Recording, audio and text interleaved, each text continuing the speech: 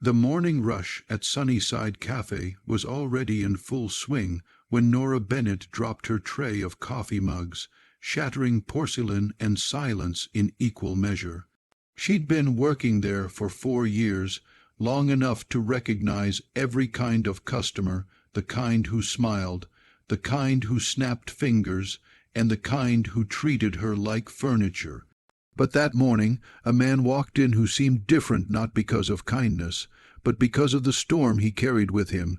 He wore a charcoal gray suit that looked like it belonged on magazine covers, a silver watch worth more than her car, and eyes so cold they made her shiver. He sat in the corner booth alone and ordered in a tone that could freeze fire, black coffee, no sugar, no small talk. If you believe in kindness, forgiveness, and second chances, don't forget to like, comment, share, and subscribe to Kindness Journal. Your support helps spread more stories that touch hearts and heal souls. Nora bit her lip and nodded, pretending not to care about the sharpness of his tone. But deep down, something in his eyes unsettled her, not arrogance, not cruelty, but a quiet grief hidden behind the polished mask of wealth. Still, she had no time to dwell on it. The cafe was packed, and her rent was due in 3 days. She poured his coffee and placed it on the table. Before she could even step back, he snapped, "It's cold." She blinked. "I just brewed it, sir." He didn't look up. "Then maybe you should learn how to pour faster." The words hit harder than they should have. Nora was used to rude customers, but something about his bitterness felt personal. She clenched her jaw, forced a polite smile, and walked away. But the day didn't get better. He stayed for hours, typing furiously on his laptop, rejecting every refill, every smile, every attempt at civility. When she accidentally brushed his table with her apron, he muttered something under his breath, something about incompetence and wasted time. That was it. Nora turned back, heart pounding. "You know what? Maybe you'd be happier somewhere else, sir." He finally looked up, his gray eyes flashing like steel. "Excuse me." She crossed her arms, trembling but resolute. "You can talk to me like that all you want, but I'm not serving someone who can't treat people like human beings." Gasps filled the cafe. Her manager's head snapped up from behind the counter, but Nora didn't care. She was done being invisible.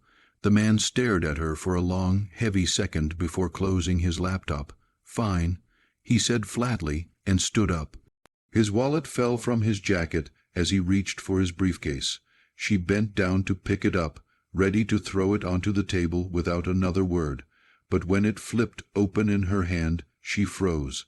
Inside, under his business cards and polished metal credit cards, was a small, worn photo. A little girl, maybe 7, grinning with missing front teeth, holding a cone of melting ice cream, and next to her, Nora's breath caught, was a woman she recognized, her older sister, Claire. Her hands began to shake. Claire had died in a car accident 2 years ago. The memory was still raw, the ache still constant. She remembered the police call, the funeral, the unanswered questions. But seeing her sister's face in that man's wallet, smiling, alive, happy, felt like being struck by lightning. "Where did you get this?" she whispered. The man turned, confused. "What?" She held up the photo. This picture. "That woman, she's my sister." His expression changed instantly. The arrogance drained away, replaced by something like pain. "Claire," he said softly, stepping closer. Nora nodded, her voice trembling. "Yes, Claire Bennett. How do you know her?"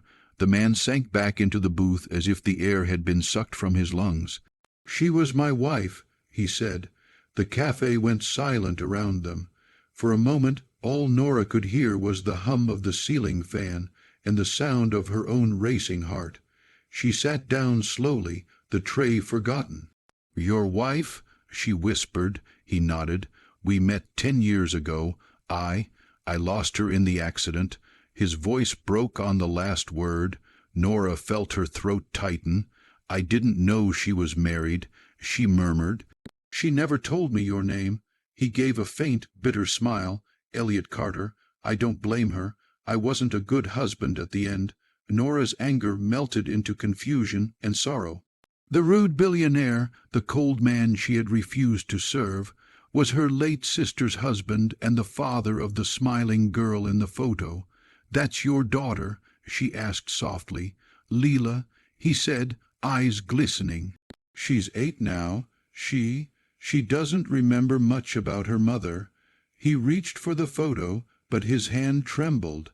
"I keep this picture because it was the last time we were all together before everything went wrong." Elliot's voice faltered, but he kept talking as if the words had been waiting years to escape.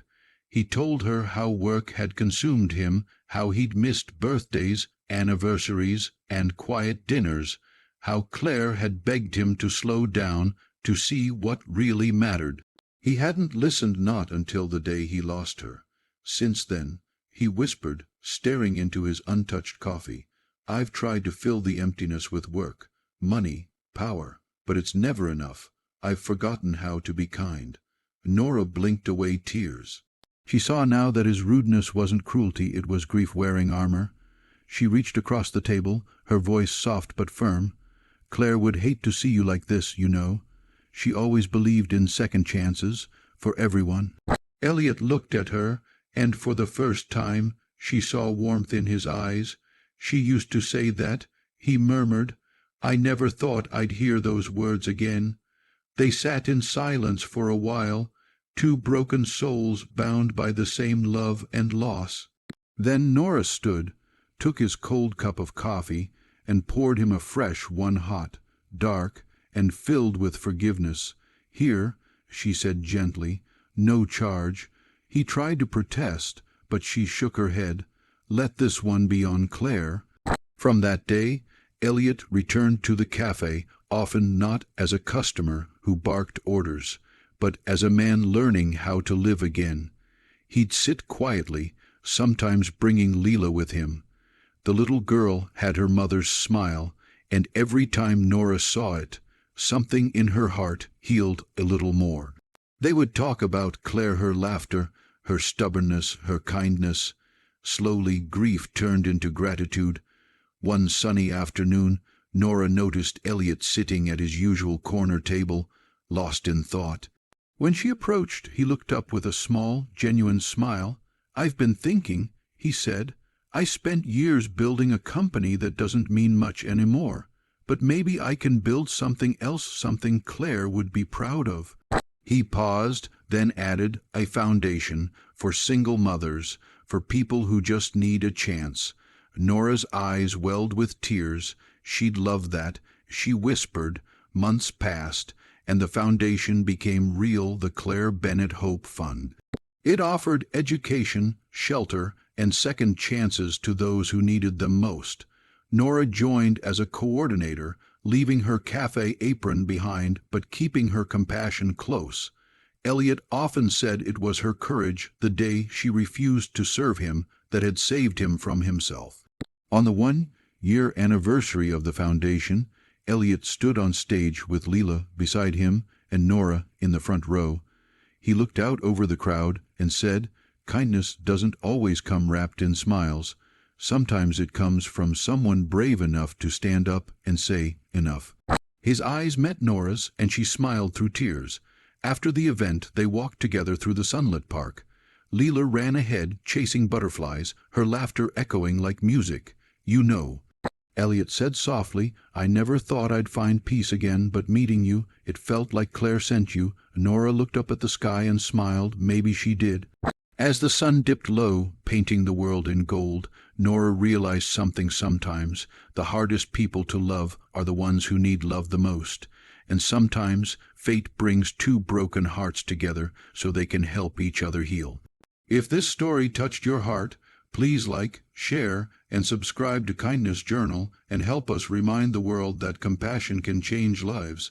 Special request: comment below, have you ever met someone who changed your life in an unexpected way? We'd love to read your story of kindness and second chances.